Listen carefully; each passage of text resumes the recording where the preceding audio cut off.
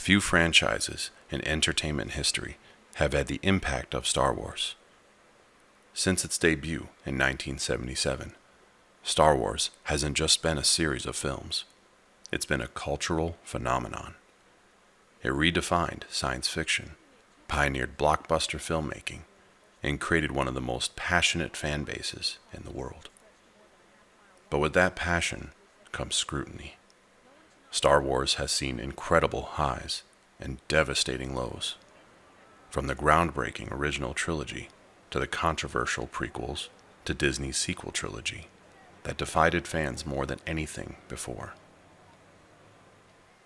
The journey of Star Wars is one of triumph, failure, reinvention, and survival. In this video, we're going to look at the rise of Star Wars, its struggles, the Disney acquisition, the sequel trilogy's fallout, and what the future looks like now with Disney at the helm. Star Wars isn't just a franchise. It's a mirror of fandom, filmmaking, and pop culture itself.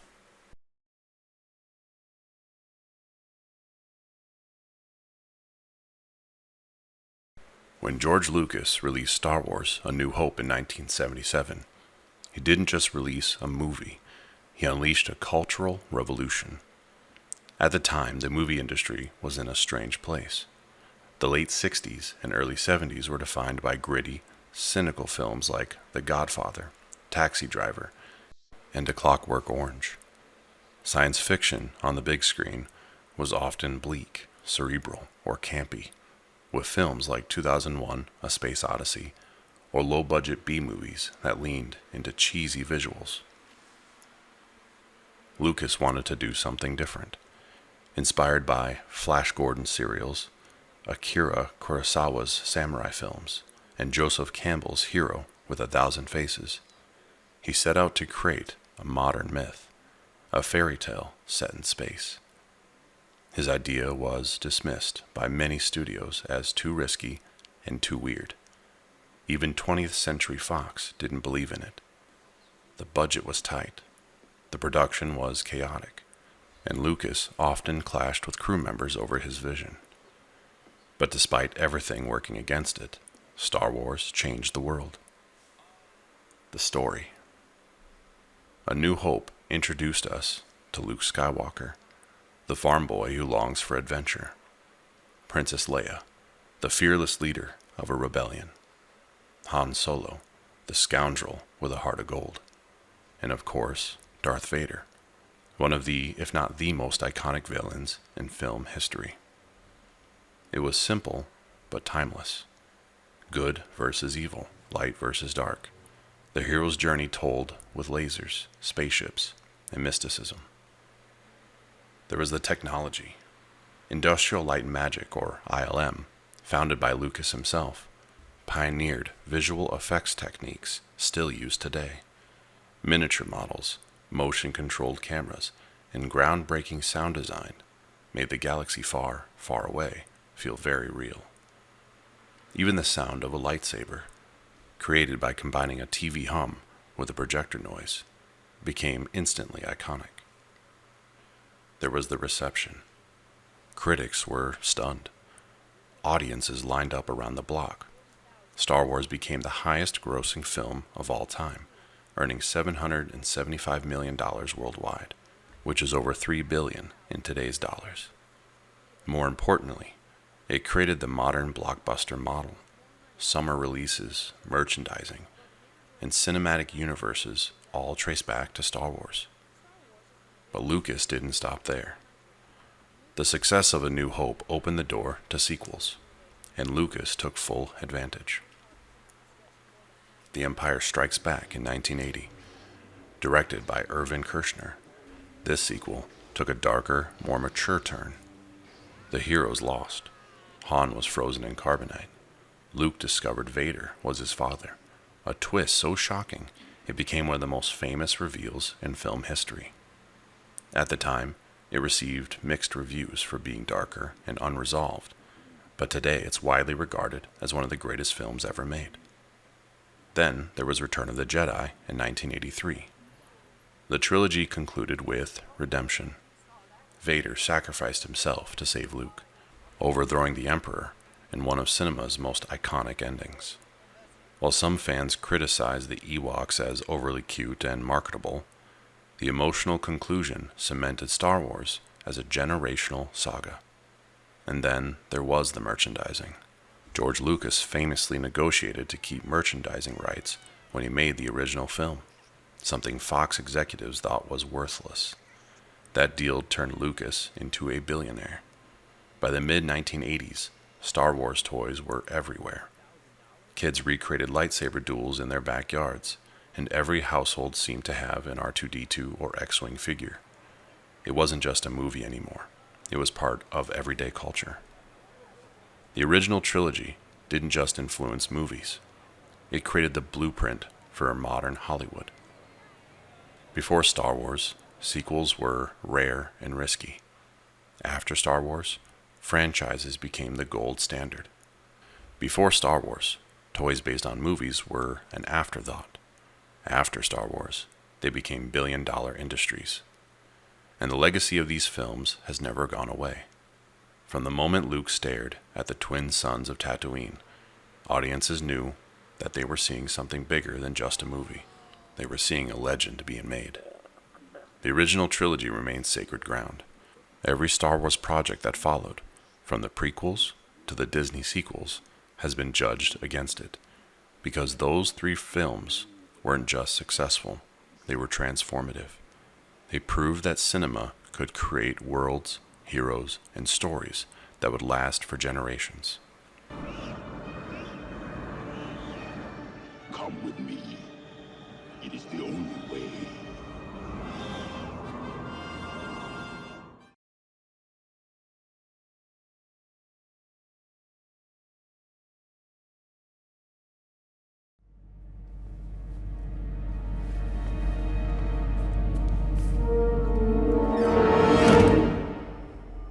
Hello there.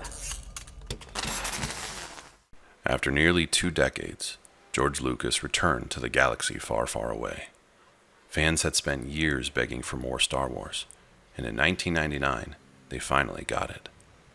The prequel trilogy promised to answer questions the original films had left open. Who was Anakin Skywalker before he became Darth Vader?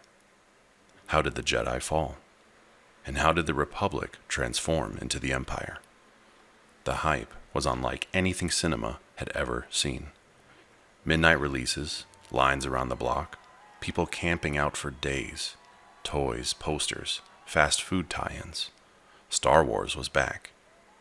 But what fans got was complicated. The Phantom Menace, 1999. Hype and anticipation. The Phantom Menace was one of the most anticipated films of all time. The teaser trailer became an event in itself. People bought tickets to unrelated movies just to see it. When the film released, theaters were packed with fans wearing costumes, wielding toy lightsabers, and brimming with excitement. The story. Set decades before A New Hope, the film introduced us to young Anakin Skywalker, Obi-Wan Kenobi, and Jedi Master Qui-Gon Jinn. It showed a republic at its peak, with the Jedi as peacekeepers across the galaxy. The Duel of Fates lightsaber fight with Darth Maul remains one of the greatest duels in Star Wars history. Pod racing gave audiences a thrilling, adrenaline-fueled sequence unlike anything seen before, even though at the time it wasn't well received. The backlash. But many fans were disappointed. The film leaned heavily into galactic politics, trade federations, Senate debates, and blockades, which felt tedious compared to the mythic tone of the originals. Jar Jar Binks became infamous, criticized as annoying and even racially insensitive. And some felt young Anakin was miscast, with Jake Lloyd facing brutal backlash that hurt his career and personal life. Despite the criticism, The Phantom Menace was a financial juggernaut, grossing over $1 billion worldwide. Kids loved it. Older fans, not so much. Attack of the Clones, 2002. The tone. Lucas doubled down on world building.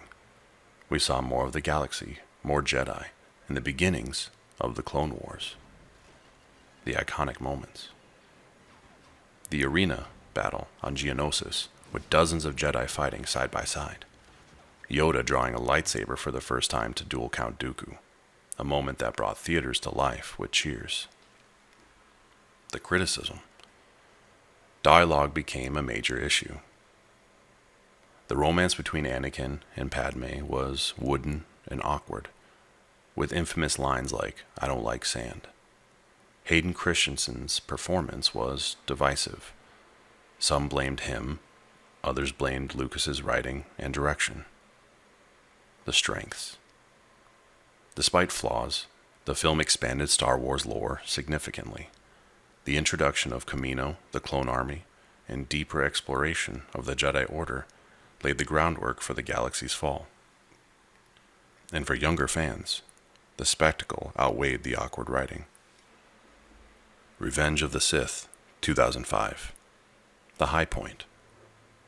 Widely considered the strongest of the prequels, Revenge of the Sith finally delivered what fans had waited for: Anakin's tragic fall into Darth Vader.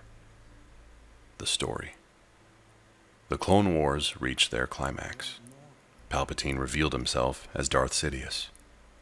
The Jedi were betrayed through Order 66, a haunting sequence that showed beloved Jedi being cut down across the galaxy.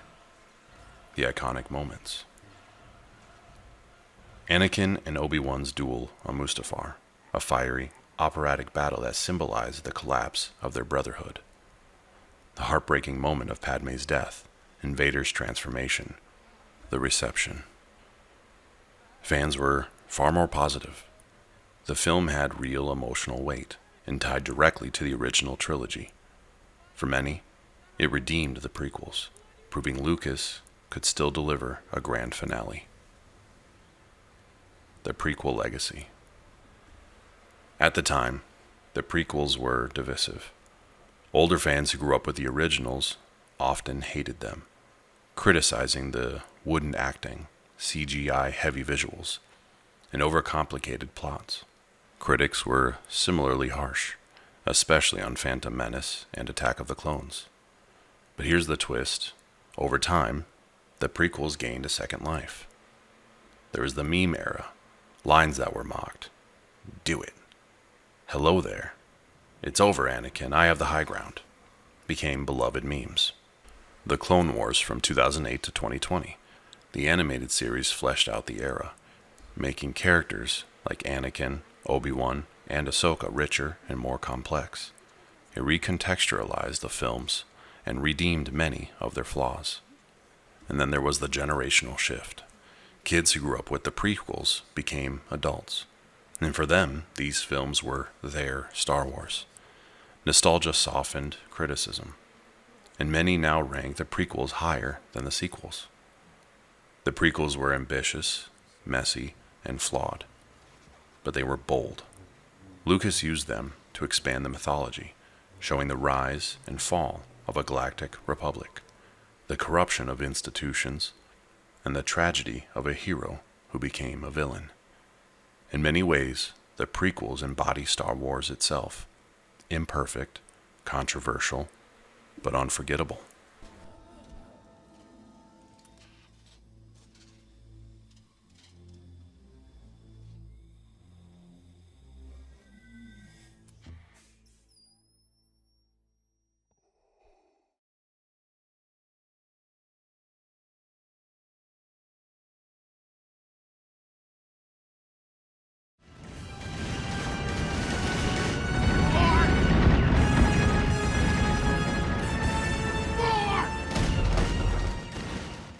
In October 2012, George Lucas shocked the world when he sold Lucasfilms to Disney for $4.5 billion. The deal included not only the rights to Star Wars, but also Indiana Jones and Lucasfilm's cutting-edge technology, including ILM and Skywalker Sound. Disney immediately announced a new trilogy of films, Episodes 7, 8, and 9, along with spin-offs. Fans were excited, but anxious. For the first time, Star Wars would be made without Lucas in charge. Would Disney honor the saga's legacy, or would it become another corporate cash grab? The Force Awakens, 2015. The hype. The build-up to The Force Awakens was electric. Disney's marketing was everywhere. Trailers, toys, commercials, even Star Wars branded oranges at the grocery store. The promise was clear. Star Wars was back. The story. Directed by J.J. Abrams, the film introduced new heroes. Rey, a scavenger with mysterious origins. Finn, a stormtrooper who defected from the First Order. And Poe, a hotshot pilot. The villain, Kylo Ren, was a conflicted dark-side user, obsessed with Darth Vader. The reception. Fans loved seeing practical effects return, like BB-8, real sets, and costumes that evoked the original trilogy. The nostalgia was strong, with callbacks like Han and Chewie reuniting, the Millennium Falcon soaring again, and Luke Skywalker teased at the end. The criticism. But many noticed it borrowed heavily from A New Hope. A desert scavenger, a droid with secret plans, a superweapon that could destroy planets. Beat for beat, it felt like a remake. Some forgave it as a reset button after the prequels, while others saw it as creatively lazy. The success. Well, it worked. The film made over $2 billion worldwide, becoming the third highest grossing movie ever at the time. It reignited global Star Wars mania. Rogue One, 2016. The concept. Disney's first anthology film, set just before A New Hope. It told the story of how the rebels stole the Death Star plans. The tone. Darker and grittier, showing the war side of Star Wars. Characters like Jyn Erso and Cassian Andor weren't spotless heroes. They were spies, killers, and rebels fighting in the shadows. The highlights. The terrifying Darth Vader hallway scene, which instantly became legendary. The realistic war film atmosphere that made Star Wars feel grounded again. The legacy. Rogue One was a hit, grossing over $1 billion. Many fans consider it one of the best Disney-era films, proving standalone stories could work. The Last Jedi, 2017. The anticipation. After Force Awakens left fans with mysteries. Who are Rey's parents? Who is Snoke? Will Luke train Rey? Excitement was sky high. The reality. Rian Johnson took the story in shocking directions.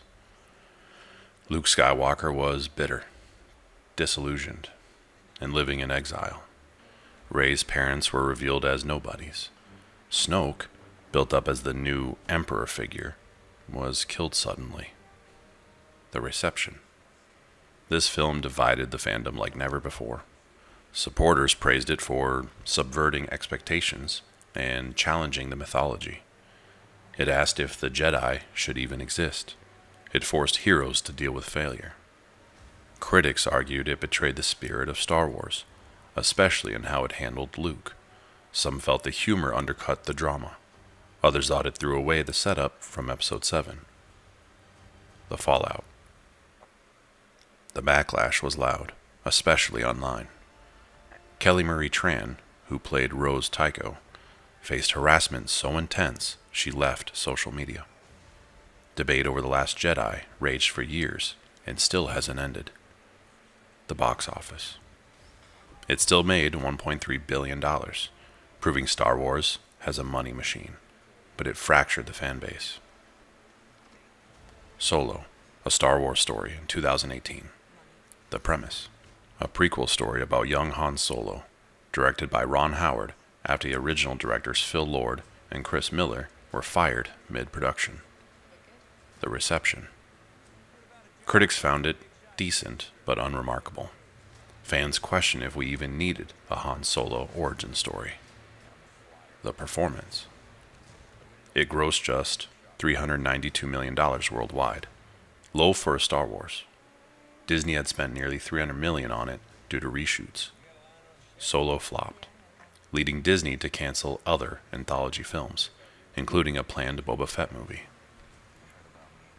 The Rise of Skywalker, 2019, The Challenge.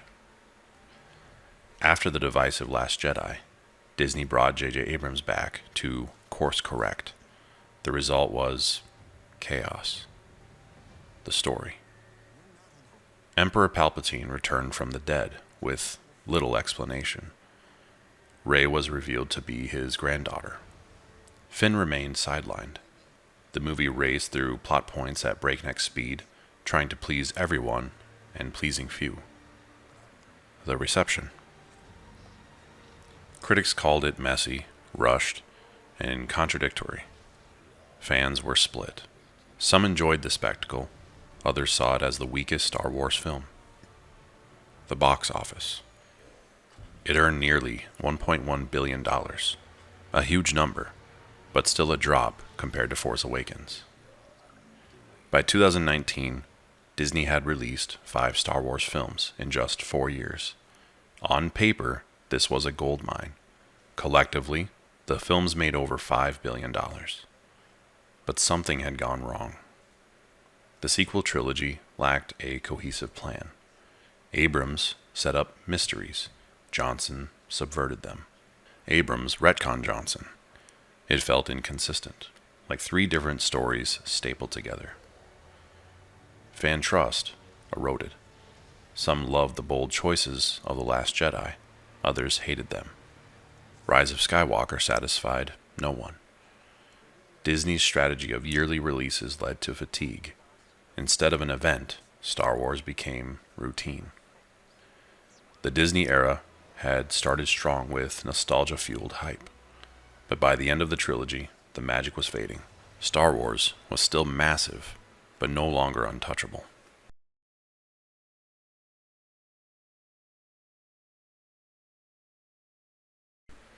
When the sequel trilogy ended with The Rise of Skywalker in 2019, Star Wars was at one of the most divisive points in its entire history. On the surface, the numbers looked good. Billions in box office revenue, mountains of merchandise, and constant headlines. But underneath, the foundation was crumbling. The sequels didn't just disappoint fans, they fractured the fandom, and once again that trust was gone. Disney faced an uphill battle to win people back. The biggest issue wasn't just that some people liked the films and others didn't. It was the depth of the divide. The Force Awakens was safe, but crowd-pleasing. It leaned on nostalgia, which most fans accepted, but it didn't inspire heated debates. The Last Jedi, however, split the community straight down the middle. Some praised it as bold, subversive, and artistically daring. Others said it betrayed everything Star Wars stood for. Luke Skywalker, in particular, became the lightning rod. Was he a brilliant deconstruction of a flawed hero, or a character assassination of a beloved icon? The debates turned vicious online. Social media amplified every argument. Fans weren't just disagreeing, they were at war with each other. And then came The Rise of Skywalker. Instead of healing the divide, it widened it. The film felt like it was trying to undo The Last Jedi, but in doing so, it alienated the fans who liked Johnson's direction and those who disliked it. Suddenly, nobody was happy. The sequel era also exposed the darker side of fandom. Kelly Marie Tran, who played Rose Tycho, faced relentless harassment after The Last Jedi. Racist and sexist abuse forced her off social media. John Boyega, who played Finn, later admitted he felt sidelined by Disney and also received targeted hate.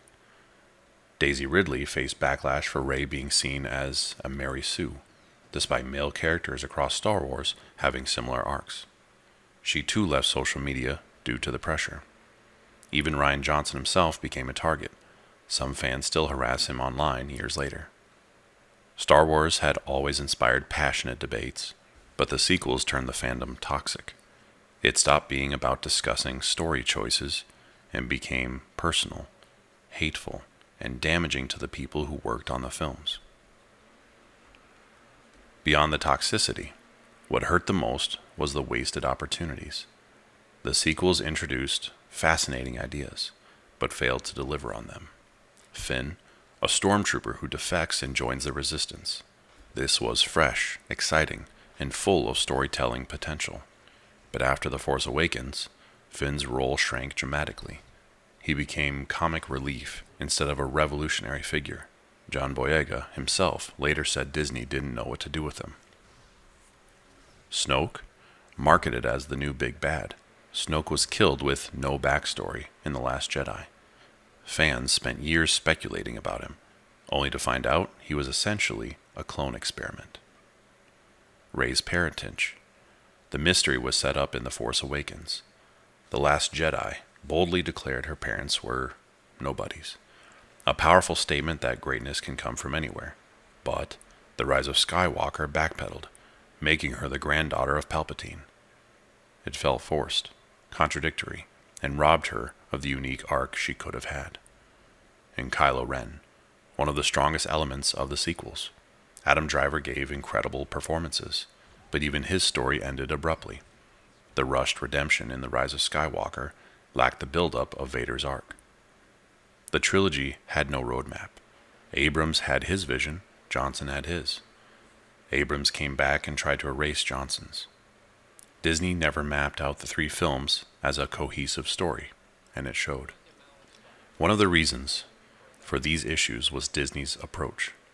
Unlike George Lucas, who crafted the original saga as a unified vision, even with its flaws, Disney treated Star Wars like Marvel.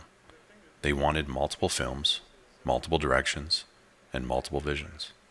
But Star Wars isn't Marvel. It's a myth, a saga, a generational story. Without a consistent guiding hand, the sequels felt disjointed. Financially, it worked. Culturally, it didn't. The Force Awakens made $2 billion. The Last Jedi dropped to 1.3. The Rise of Skywalker barely crossed 1 billion. Still enormous numbers, but the downward trend was clear. Interest was fading. Perhaps the biggest fallout wasn't the box office, but the loss of faith. Fans no longer trusted Disney to handle Star Wars with care. People felt manipulated by mystery box storytelling that led nowhere. Nostalgia was used as a crutch, with endless callbacks to the original trilogy. Instead of building something new, Disney kept recycling what had already worked. By the end of 2019, many lifelong fans said something shocking. Maybe Star Wars should have ended with Episode 6. Star Wars had always been generational. Parents passed it to kids. The prequels, despite their flaws, inspired a whole new era of fans. But the sequels, instead of uniting generations, they split them apart. Older fans rejected the sequels outright. Younger fans were more accepting, but weren't as passionate. Rey, Finn, and Poe didn't resonate the way Luke, Leia, and Han did. Instead of iconic new characters, the sequels left behind debates and memes. That doesn't mean they're forgotten. You can't erase billion-dollar movies. But their legacy is one of conflict, not inspiration. Disney branded The Rise of Skywalker as the end of the Skywalker saga. But the ending felt hollow. The 9 films spanning over 40 years didn't come together in a satisfying way. Instead of a grand finale, it felt like damage control. And that's the true fallout of the sequels. They didn't just end poorly, they weakened the entire saga. What was once a near universal love became a divided legacy. By 2020, Star Wars was at a crossroads. The sequels had made money, but they had also cost Disney something more valuable, the hearts of its fans. And in the world of Star Wars, that matters more than anything.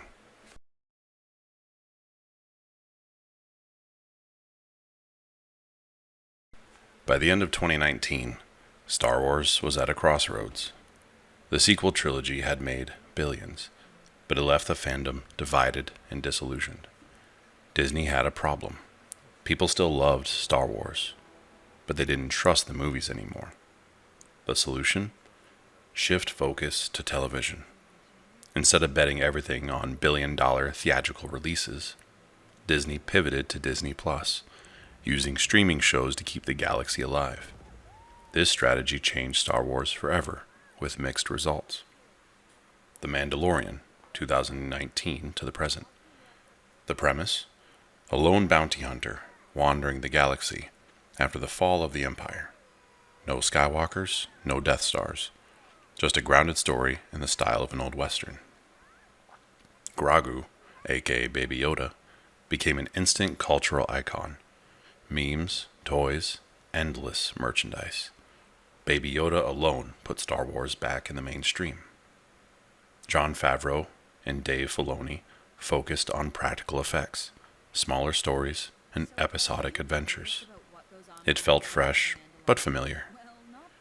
Universally positive at first, fans loved the slower, character-driven approach. The Season 2 finale, which brought Luke Skywalker back in a jaw-dropping cameo, reignited faith in Star Wars for many fans. The Mandalorian proved Star Wars could thrive on television, but later seasons, especially Season 3, faced criticism for pacing issues and too much setup for spin-offs. The Clone Wars, final season in 2020. Fans had begged for years for closure after Cartoon Network canceled the show in 2013. Disney delivered, releasing the final 12 episodes on Disney+. The final arc, Order 66, through the eyes of Ahsoka and Rex, is considered some of the best Star Wars storytelling ever.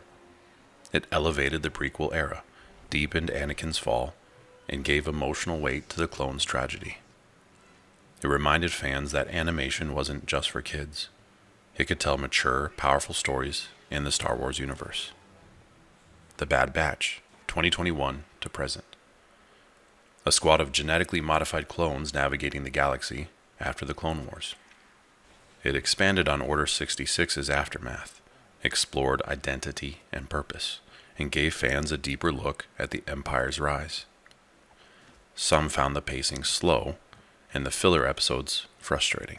It never captured the mainstream attention like The Mandalorian, but it was beloved by dedicated fans. The Book of Boba Fett, 2021. The premise was simple. Boba Fett takes over Jabba the Hutt's criminal empire. But the reception was disappointing for many. Boba Fett, a mysterious bounty hunter, was reimagined as a reluctant crime lord who rarely acted ruthlessly. The controversy was midway through, the show shifted focus entirely to Din Djarin and Grogu, essentially becoming The Mandalorian Season 2.5. Its legacy is as a missed opportunity that weakened the mystique of an iconic character. Obi-Wan Kenobi 2022. Ewan McGregor returned as Obi-Wan. Hayden Christensen returned as Vader. For fans of the prequels, this was a dream come true. It was set between episodes 3 and 4. Obi-Wan wrestles with his failures to save Anakin while protecting young Leia. The reception was mixed. Some praised the emotional moments, especially the Obi-Wan vs. Vader duel in the finale. Others criticized the pacing, inconsistent visuals, and odd narrative choices, like Leia being kidnapped multiple times. The show had flashes of brilliance, but didn't quite live up to the massive expectations. Andor, 2022. It was a prequel to Rogue One, focused on Cassian Andor, showing the birth of the rebellion. Unlike any other Star Wars project, Andor was grounded, political, and mature. No Jedi, no lightsabers, just people struggling under tyranny. Critics hailed it as some of the best writing in the franchise, calling it Star Wars for adults. The prison arc, the Aldhani heist, and the finale speech became instant classics. While loved by critics and hardcore fans, Andor struggled to reach mainstream audiences. It wasn't memeable like Baby Yoda, and its slower pace wasn't for everyone. But it was proof that Star Wars could still tell bold, layered, and intelligent stories. Ahsoka, 2023. A continuation of Dave Filoni's animated universe, bringing characters from Rebels into live action. Ahsoka searches for Grand Admiral Thrawn while training Sabine Wren. The reception was mixed. Fans of Rebels loved seeing their characters in live action. Casual viewers were lost, with little explanation of backstory. Its legacy will go down as another case of Star Wars leaning heavily on pre-existing lore, great for hardcore fans, but not accessible enough for new audiences. The Acolyte, 2024. Set during the High Republic, hundreds of years before the Skywalker saga, the idea was to explore the early days of the Sith's rise and a different era of the Jedi. On paper, this was exciting. Finally, a Star Wars could break away from the Skywalkers and give us something fresh. Controversy hit immediately. The show leaned heavily on diversity and modern themes, which some fans celebrated as overdue, while most saw it as overly political. Instead of uniting fans, it sparked fierce debates before it even aired. Then there was the controversy with the lead actress, Amanda Stenberg, who plays the lead, made headlines with a bizarre diss track video aimed at critics of the show. Rather than diffusing the tension, this only fueled the fire. It became a symbol of how fractured the fandom was, with some defending her, others feeling it confirmed that Disney's Star Wars had lost touch with its core audience. The Acolyte represents a bigger problem with Disney's Star Wars strategy. Instead of creating universally beloved stories, they keep producing projects that split the audience. For every Andor or Mandalorian that unites fans, there's an Acolyte that becomes a lightning rod for culture war debates. Disney Plus has kept Star Wars relevant after the sequel fallout. It's given us highs like The Mandalorian and Andor, but also lows like the Book of Boba Fett and controversies like The Acolyte. Some of the highs: Luke's return in Mandalorian Season 2, the Order 66 arc in Clone Wars, and Andor's nuanced writing. Some of the lows: Boba Fett losing his mystique, Obi-Wan's uneven pacing, and The Acolyte making headlines for the wrong reasons. And the trend: nostalgia still dominates. Luke, Ahsoka, Vader, Obi-Wan, they're all back. But when Disney tries to branch out, like The Acolyte, it sparks backlash instead of excitement. Streaming has kept the galaxy alive, but it hasn't solved Star Wars' identity crisis. Unlike Marvel, which has a clear, interconnected plan, Star Wars feels fragmented. Part nostalgia, part experiments, and part controversy. The Disney Plus era proves that Star Wars still matters, but it also shows how fragile the fan base has become. Every win is celebrated loudly, but every stumble sparks a firestorm.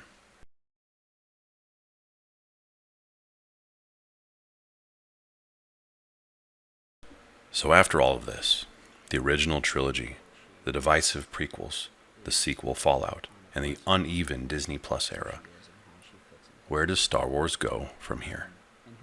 What does the future of a galaxy far, far away actually look like? Right now, Star Wars stands at a crossroads. It's still one of the biggest brands in the world, but its future isn't guaranteed. Fans love it, but they're fractured. Disney wants it to thrive, but the missteps of the past decade still loom large. The question is simple. How do you move forward with something this massive, this beloved, and this broken? Disney has multiple films in the pipeline, but after the chaotic sequel trilogy, fans are skeptical. Number 1, James Mangold's Dawn of the Jedi. Set thousands of years before the Skywalker saga, this film will explore the origins of the Jedi Order. This could be Star Wars' chance to dive into completely uncharted territory. No Skywalkers, no Death Stars, just brand new mythology. But the risk is huge. Can fans embrace a story that has none of the familiar icons? Number 2, Dave Filoni's crossover film, tied to The Mandalorian, Ahsoka, and the Book of Boba Fett. This will be the Avengers-style team-up for Disney Plus shows, with Grand Admiral Thrawn as the big bad. Hardcore fans are excited, but casuals may be lost if they haven't watched hours of television. Number 3, the new Jedi Order film. Daisy Ridley will return as Rey, rebuilding the Jedi after the rise of Skywalker. For some, this is exciting. Rey deserves better than the messy trilogy she got. For others, it's risky. The sequels left such a sour taste that revisiting them might backfire. But also trying to permeate that patriarchy, that power structure. And is that a part of the calculation of your art as well? And what's been the reaction to that? Oh, absolutely. I like to make men uncomfortable. I enjoy making men uncomfortable. Number 4, Taika Waititi's Star Wars project. Still in development, but vague, Taika has said he wants to create something brand new, not tied to existing characters. Taika's quirky humor could either inject fresh energy or alienate fans if it feels too jokey. And number 5, Rian Johnson's trilogy. Announced in 2017, but seemingly vanished.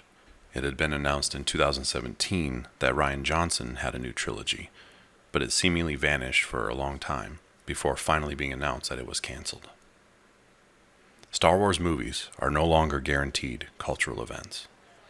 After Solo flopped and the sequels divided fans, the brand needs a theatrical comeback that feels truly special. There are still many Disney Plus shows that have recently come out or are still coming. There's Andor Season 2, which so far has garnered decent reception.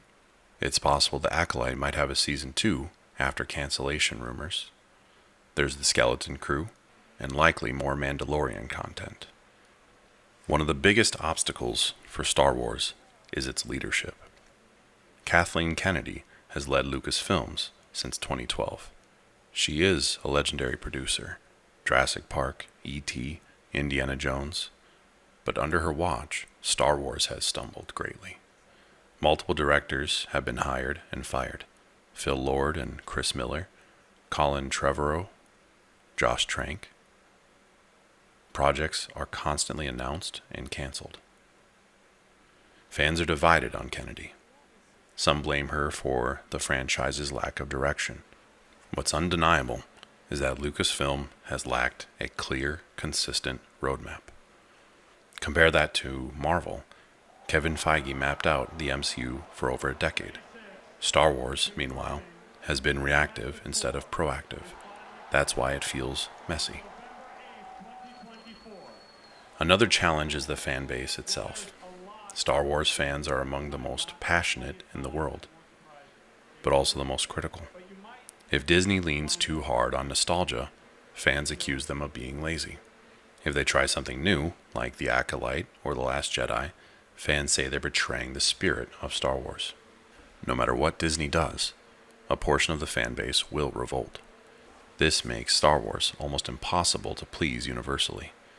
Unlike the 1970s or 2000s, fandom is now amplified online, where every creative decision is dissected and weaponized in culture wars. It's not all doom and gloom. Star Wars still has massive opportunities. Old Republic stories. Fans have begged for this for decades. Knights of the Old Republic remains one of the most beloved video games ever.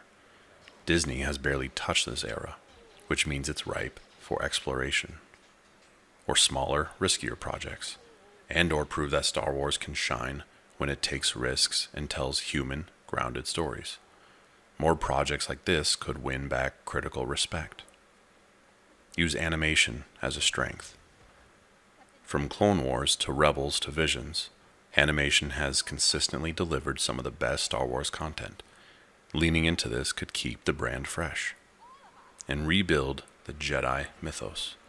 If Rey's film is handled well, it could finally give fans the post-Skywalker era they've wanted, a chance to see the Jedi reborn in a way that feels earned. The truth is, Star Wars' future depends on one thing. Can Disney find the heart of Star Wars again? Because Star Wars isn't just about lightsabers and space battles. It's about hope. It's about ordinary people rising against impossible odds. It's about myth, legacy, and redemption. If Disney chases trends and nostalgia forever, the franchise will limp along, profitable but hollow. But if they can rediscover what made it magical in the first place, Star Wars could rise again, not just as a brand, but as a saga that inspires generations. Right now, the galaxy far, far away feels more uncertain than ever.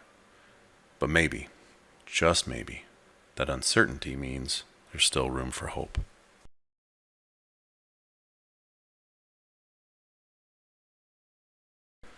Star Wars has been with us for nearly half a century.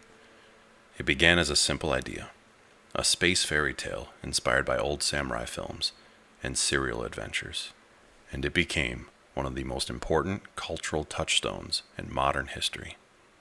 It gave us the hero's journey in Luke Skywalker, the redemption of Darth Vader, the tragedy of Anakin, and the enduring fight between light and dark. It changed filmmaking forever, pioneered technology, and united people across generations. There's never been anything like it. But Star Wars has also struggled.